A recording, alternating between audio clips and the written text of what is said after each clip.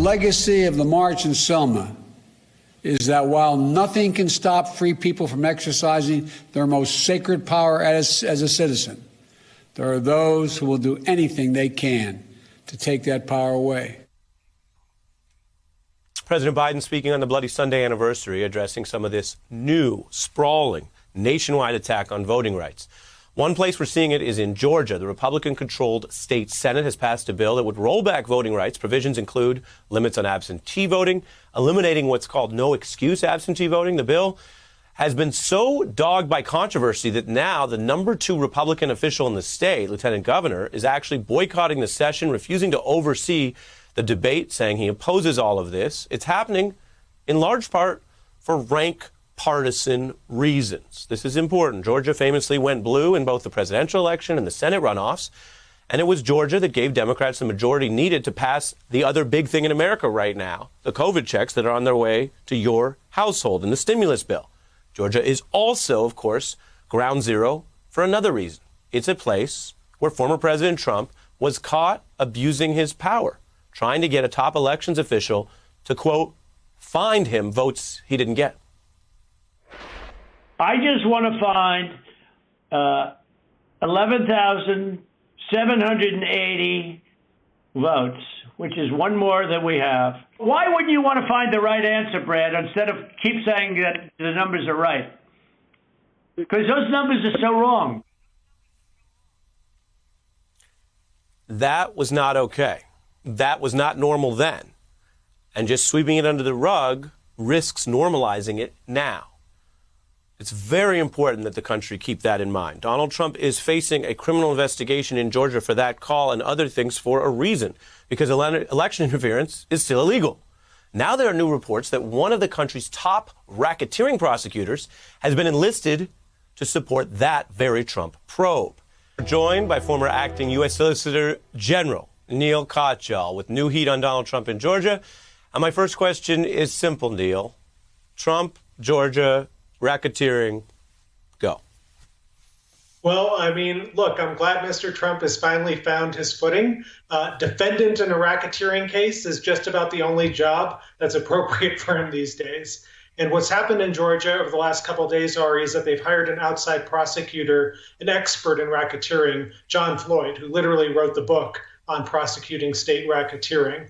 And the district attorney there, Ms. Willis, already has a good deal of experience in prosecuting racketeering cases. It's not surprising that this news is coming. She had said on February 10th in a letter that everyone needs to preserve their documents because of a racketeering investigation. And so that's what's going on right now. Racketeering means that there could be some pretty serious criminal charges if charges are brought. Let me read from some of the reporting, Neil. Reuters saying if Trump engaged in 2 or more acts that involve these false statements, you could piece together a violation of the Racketeering Act. And I'm curious what you think, given the equities here. He is not above the law. He's a citizen right now. But prosecutors talk a lot about having the goods to get 12 people to a guilty verdict. Do you think that that normal standard is best to apply here? Or do you think under the rule of law, if the evidence is strong enough, but there is real world hesitance in a political polarized environment about what a jury would do, should a prosecutor lean towards following the evidence or following the jury issues, which I think even you would acknowledge may be real in any state, particularly some states?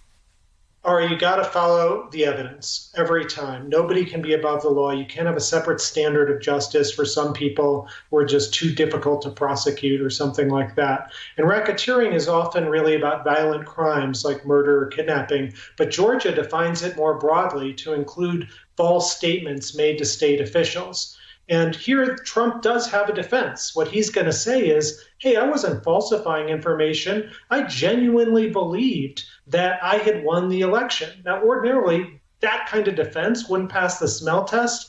But when you're dealing with delusion of grandeur, Donald, maybe he's got a defense there. And that's what Floyd and Willis are going to find out. And notably, the investigation here is not just about Trump. It's also about Lindsey Graham, Rudy Giuliani, the former U.S. attorney, Mr. Byung Pak, and some others. And any of those folks can flip on Trump. And I heard you in the last segment talking about Lindsey Graham. Why is he so palling around with Donald Trump? Well, one shouldn't rule out the fact that the possibility that he might be palling around with Donald Trump because he's hoping Trump will let something slip that Lindsey Graham can use in exchange for a deal. All very interesting, and it's so important to stay on these cases given what already went down in the public realm. I want to thank Neil Katyal. You can always go to msnbc.com/opening arguments for Neil's breakdowns. Thank you. Thank you. Thank you. Thank you very much. Thank all of you out there. Thank you as always. Thanks to you at home. Thanks for watching. Thank you so much for letting us into your homes during these extraordinary times.